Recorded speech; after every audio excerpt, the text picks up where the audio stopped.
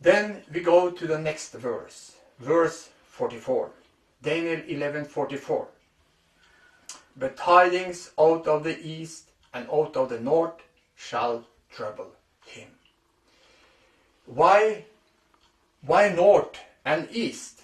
Why shall these tidings come from north and east? These tidings that will trouble the papacy.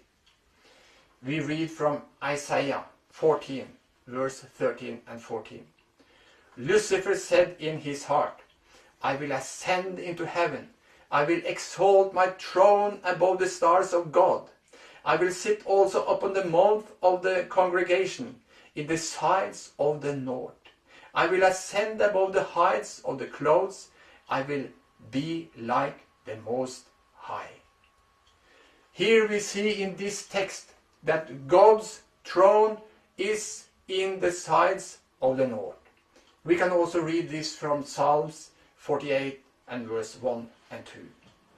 So this message is coming from the throne of God, from God.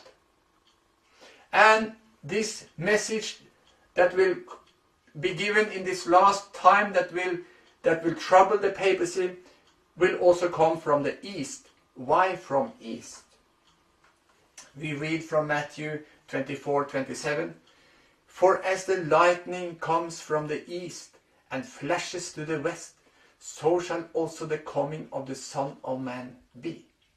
And in Revelation 7:2, and I saw another angel ascend from the east, having the seal of the living God. So we have to take a conclusion of this text.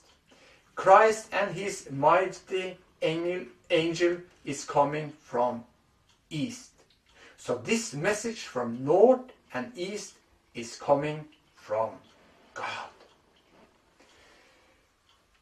And then in the last part of verse 44, we read, the tidings out of the east and out of the north shall trouble him. So this tidings, this message that shall be given, that will trouble the papacy, what is this? Yes, we have this message, this last message that will be given to this world. We have this in Revelation chapter 14 and from verse 6 to 12. And we will read this passage now. And I saw another angel. An angel is a symbol of a messenger. The ground text of this is angelos, and that means a messenger.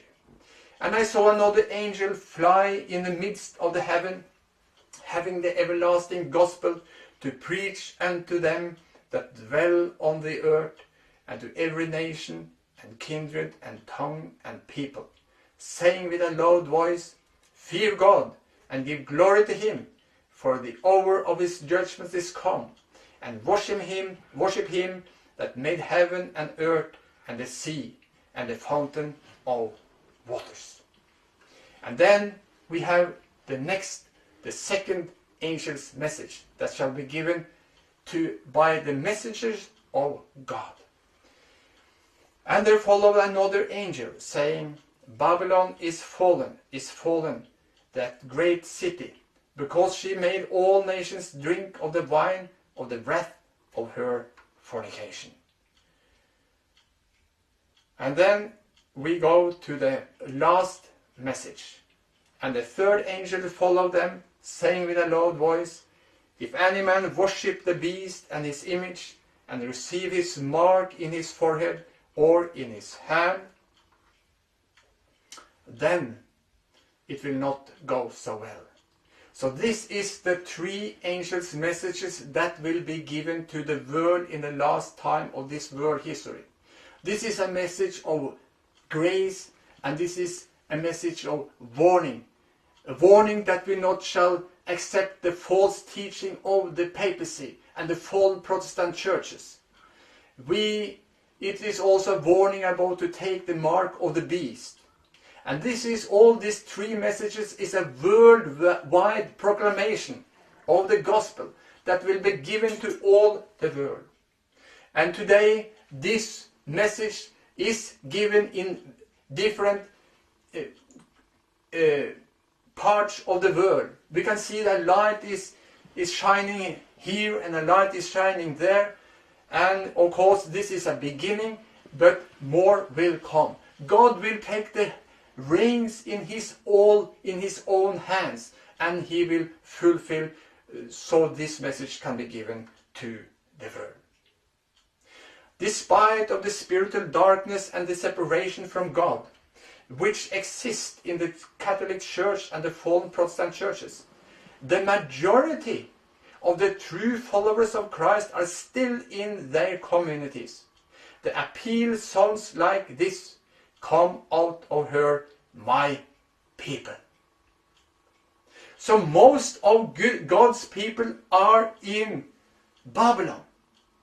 And when they hear this message that reveals the apostasy in the Catholic Church and the fallen Protestant churches, and they see the message here from God, from the Bible, then they will listen, they will accept, they will see that they have listened to a wrong message, and they will accept the message from God, from the Bible, this last message of grace and warning. And they will come out of Babylon because they will not take part in this apostasy. So, most of God's people are in Babylon. I think we have met some of these people. And they have been deceived. And when they see the truth from the Bible, they accept it with all their hearts. And they turn around and follow Christ fully. Many children of God are still found in Babylon. When they hear the three angels' message proclaimed, and then understand the unbiblical teaching of the Catholic Church and fallen Protestantism, then they will take to heart the call of the angel, "Babylon is fallen, and come out of her, my people." And they will finally leave the apostate churches. Therefore, he shall go forth with great fury, and destroy and utterly to make away many. That is talking about the king of the north, the papacy. He will go forth in great fury to destroy the people that are giving this message, because this message tells the people which way they shall go. They have to follow Christ fully, and his way is not the same as we find in the preaching of the Catholic Church and the fallen Protestant churches. And this message about the apostasy, that they not shall take the mark of the beast, this message will also, they will understand the meaning of this. And they, I must say perhaps a little about this, because the beast, we have taken this in many other programs, but all the signs of the beast points to the papacy. And the papacy says very clear that because they have changed the day of rest from Sabbath to Sunday, this is a mark of their authority, they say. But they have been their own authority, and they have changed the day of rest. You can read about this when you read from Exodus chapter 20, verses 3 to 17, and especially from verse 8 to 11. There you have the Sabbath commandment. And the Sabbath commandment, God created the world in 6 days, and he rested on the seventh. And God blessed this day, and he sanctified it. Then we read in Revelation 13:15, we read about which part the United States will play in this work to introduce the image of the beast and the mark of the beast. And we read, he, the United States of America, was granted power to give breath to the image of the beast, that the image of the beast should both speak and cause as many as would not worship the image of the beast to be killed. We revealed earlier in this program how the papacy will stretch out his hands to other nations, institutions, and the papacy will use other institutions to to fulfill their goals. And here they will use the United States. They will work together with the Vatican in the last days in order to introduce the mark of the beast. And we read here from the Bible that the United States was granted power to give breath to the image of the beast, that the image of the beast should not speak, and cause as many as would not worship the image of the beast to be killed. So that is when the papacy will go out in fury to punish these people. We read here in this text that they will be ordered to arrest and to kill the people that not will accept the mark of the beast. The mark of the beast, the false Sunday keeping, is when they introduce this by law. Many people today, they keep Sunday holy, but they do not understand that this is wrong. But when this message is coming out with clear voice, then people will see that they have taken a wrong conclusion. They have not seen the light from the Bible. And when they see the light from the Bible, that we shall worship God on the day that He has introduced as a day of worship, they want to be loyal to God. And if they want to be loyal to God, they will have problems. They will not have the right to sell and buy. And it will be made a law to kill these people, because they are standing against the new world order of the papacy. And he wants to have loyal people under his command. In Isaiah chapter 16 we read, "Arise, shine, for thy light is come, and the glory of the Lord is risen upon thee. For behold, the darkness shall cover the earth, and gross darkness the people. But the Lord shall arise upon thee, and his glory shall be seen upon thee." So we have to arise and shine and give this message. And we shall be inspired by this, because we are living in the last part of the world history. And when God is with us, even though they will try to take our lives, as long as Christ sees that we have a mission to give for Him, He will protect us and help us. As the angel's message swells into a loud cry, great power and glory will attend its proclamation. The faces of God's people will shine with the light of heaven. Servants of God with their faces lighted up and shining with holy consecration will hasten from place to place to proclaim the message from heaven. By thousands of voices all over the earth, the warning will be given.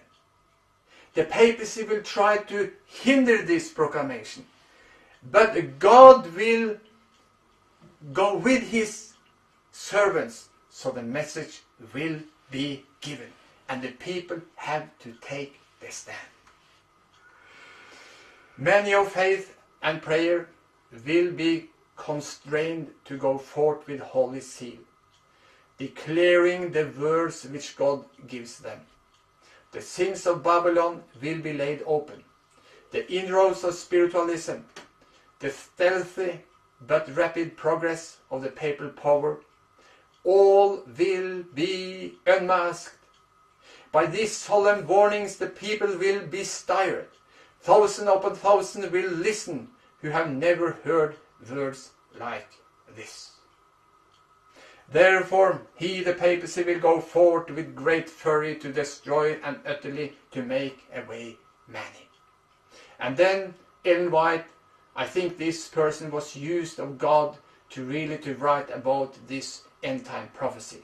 She's writing, "Many will be imprisoned. Many will flee from their lives from cities and towns, and many will be martyrs for Christ's sake in standing in defense of the truth."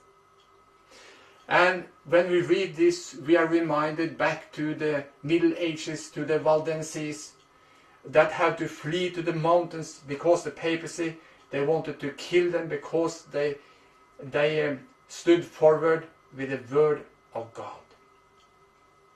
And today we know that the papacy, he tried to introduce, as we have told, the new world order.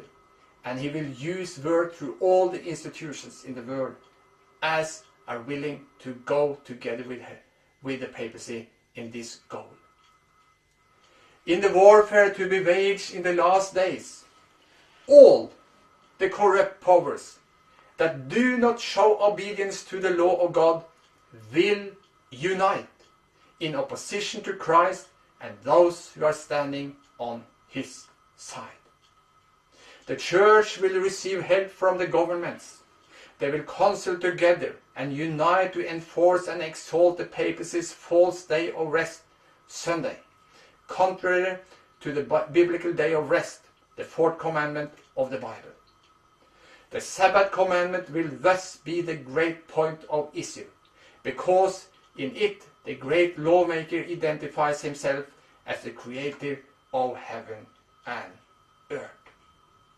So it will be a global test if you will worship God as the creator, or if you will worship the beast and take its mark. All will be tested.